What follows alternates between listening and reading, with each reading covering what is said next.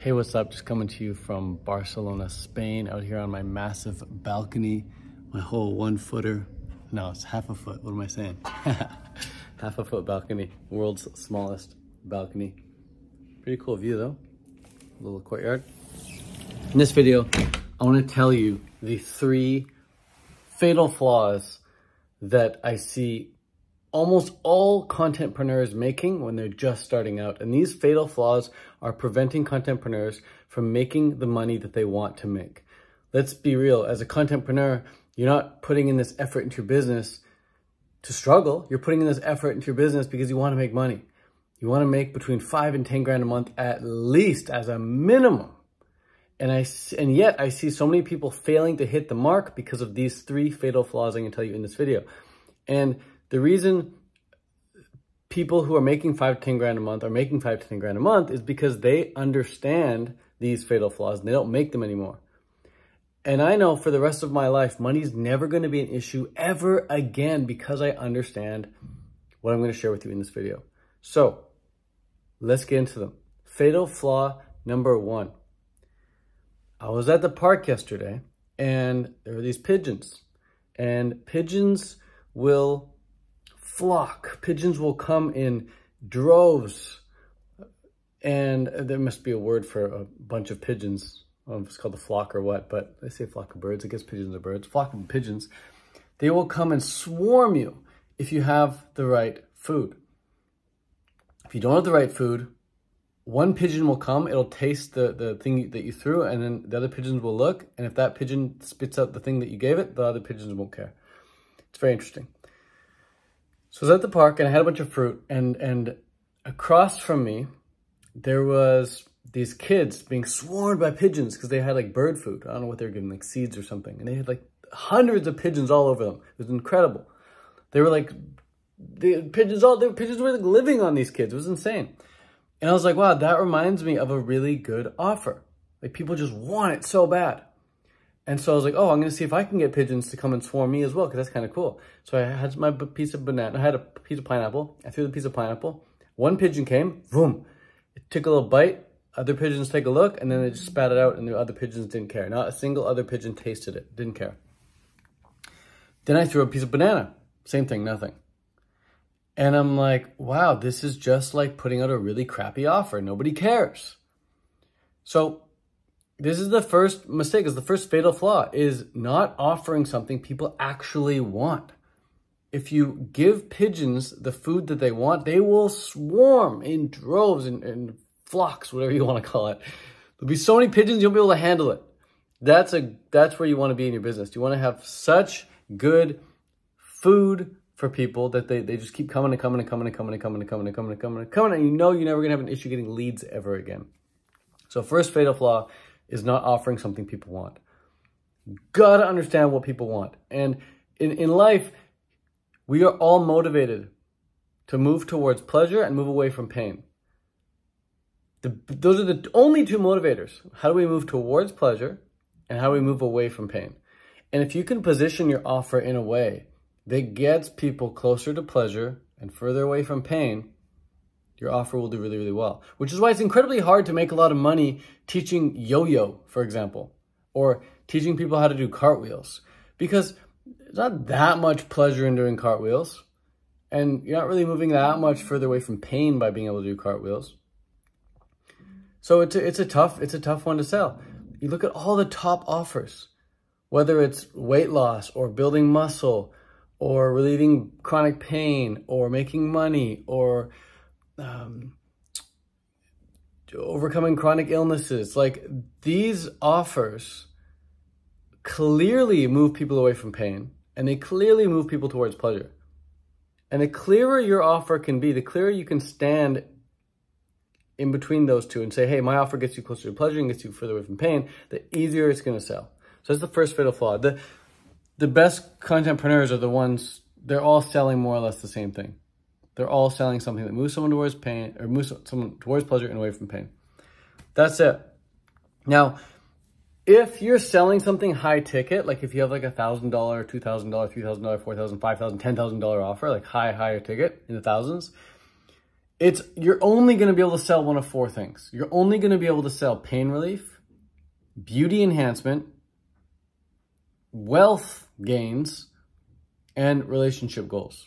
That's it. If you can help someone eliminate pain, become more beautiful, make more money, or optimize their relationships, if you can help people with one of those four things, you can charge thousands of dollars.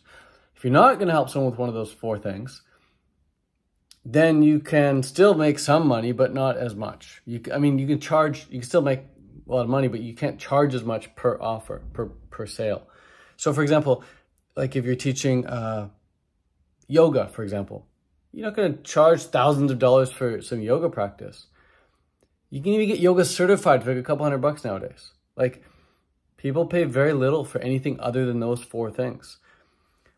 Now, here's where it's interesting. This is a huge ninja hack.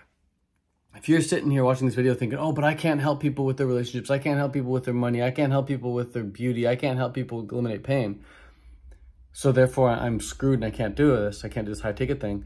That's not true. I've helped a lot of people use what I call offer masking, meaning, let's say you do want to teach yoga. Well, you can still teach yoga, but if you tie it to one of those four things, you can charge high ticket prices for it. So for example, let's use the yoga example. If you can help people lose weight through yoga, boom, you can charge high ticket. If you can help somebody attract their soulmate via meditation, boom, you can charge high ticket for your meditation program now. If you can help somebody make more money through meditation or through visualization, you can charge high ticket. So you can take whatever process you want to use. Let's say your process is yo-yo or cartwheels. You could have a program called how to eliminate neck pain with cartwheels, or how to eliminate or how to attract your soulmate with yo-yo or whatever, like, or how to lose weight with yo-yo. You can tie whatever process you want to one of those four end results, and you can then charge high ticket for it. So for example, this is a real example. Recently, I paid someone $3,000 per month to write some content for me. Why would I do that? Because he tied his process of writing to an end result for me, which is more sales. So he's like, Ted, I will help get you more sales, and all you have to do is pay me $3,000 a month.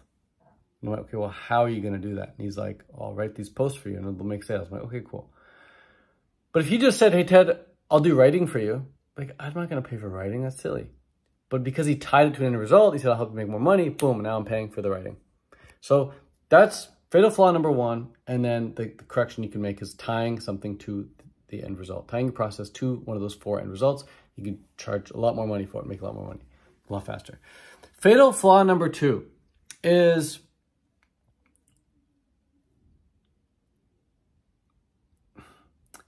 how do I say this? Everybody I've ever bought stuff from, I've consumed their content prior to ever buying something from them. Every single person I've ever bought something from, I've watched their videos before buying. And I spent $50,000 or more on different coaches and courses out there. And every single time I buy something from these people, I've always watched their videos first.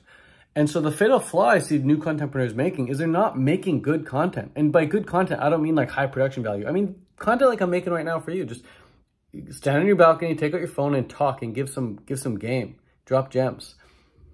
The best contentpreneurs I see are the ones who shorten the gap between the time someone discovers them and the time that person receives like an aha insight.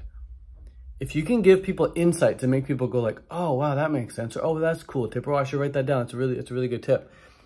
If you can give people insights like that, your content acts as a very strong nurturing mechanism for people, for prospects. And it makes sales so much easier. Like if I look at all the people who ever bought things from me in the past, if you look at all my customers, all my clients, every single one of them, 100 out of 100 of them, 1,000 out of 1,000 of them, I think we've made like 2,500 sales now. Maybe 3,000 now. All 3,000 people who have ever bought something from me, they've all consumed my content ahead of time. And so I talk to a lot of these contentpreneurs and I'm like, where's your catalog of content? Where's your videos that you're helping people get these insights in? Like, your content, it needs to be out there. You gotta be on YouTube, you gotta be on Instagram, you gotta be on Facebook, or at least you gotta dominate at least one platform. But here's the thing about putting your content out there and getting it wide. Like, you only need to make one piece of content, and then it's all about distribution thereafter. So if you don't think about like, oh, I have to do YouTube and I have to do Facebook and I have to do Instagram, just think, make a freaking video. And that video can go anywhere. The platform is irrelevant. YouTube could die tomorrow and this content could still live on because I could post it on woowowwow.com, the next big thing. It doesn't matter what the freaking platform is. The content just needs to get out there. So when I make this video, I don't even know where this is going. It could go on YouTube, it could go on Instagram, it could go on Facebook, it could go on all three. It could go on Snapchat or whatever. It doesn't matter. Just make the content. So that's the second fatal flaw, is these contentpreneurs are not putting out enough insightful content. Again, you want to shorten the gap between from the time someone discovers you and the time they receive an aha insight. And the easiest way to do this is to write a list. This is a ninja hack. You write a list of the top 10 things people want. Like, what do they really desire when it comes to the thing that you help people with? What are the 10 things they really desire? Let's use the example of a soulmate or an optimal relationship, whatever. They probably want someone who fits their ideal criteria. They probably want someone who's committed. They probably want someone who is healthy. They probably want someone local. They probably want someone who makes them feel really good. They probably want someone who's amazing in bed, right? There's a bunch of things people want when it comes to an ideal relationship. Then once you write that list of all the things people want, then you write a list of all the things people don't want. Like all the different pains that they experience. So for example, they don't want to be alone for life. They don't want to feel low confidence around other people. They don't want to get rejected on dates. They don't want to, have erectile dysfunction. They don't want to have this or that. Like, there's a whole bunch of things people don't want. So you write a list of all those things. Now you have a sick menu of videos that you can make. You can get this list of 10 things people want and 10 things people don't want. You can use those 20 different video ideas to make like 100 different videos, because for each of those points, for each of those like things people do want, for each of those things people don't want, you can easily say like 5 different things about those things. So for example, let's say one of them is somebody wants a partner who is committed. They want a monogamous partner. How do you find or develop or create a monogamous partner, whatever? You could easily talk about 5 different points. You could bring up marriage. You could bring up loyalty. You could bring up religion. You could bring up having the talk. You could bring up different success examples of long-term monogamous couples, right? There's at least 5 points you can make per topic. So if you got 20 topics and you got 5 points per, that's 100 videos right there. It's 100 videos right there. You're never going to run out of ideas. All you got to do is come up with a list of 10 things people want, 10 things people don't want, and then make a video about each point that you can think of with regards to that topic. Boom, done. Those are all super helpful, by the way, because every single video is either getting someone closer towards pleasure or further away from pain, which is exactly what people want. And if at the end of every video or halfway through every video, you say something like, by the way, if you want my cheat sheet guide, you want my free thing, you want my free PDF, you want my free ebook, you want my free guide, my free blueprint, my free tutorial, click the link in the description, you get it absolutely for free. That then sends people to your email list, gets them in your community where you can then nurture them thereafter. And this brings me to the third fatal flaw that I see new contentpreneurs making. Their conversations suck. The conversations suck. Like, I've been traveling this month, and my team has been able to do over 40 grand in sales. All I've done is put out content.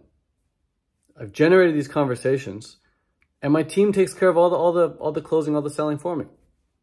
So if you're not having conversations with the people who interact with your content, how are you making sales? How are you making high-ticket sales? I don't understand. If we're talking high ticket, you've got to have conversations with people who engage in your content.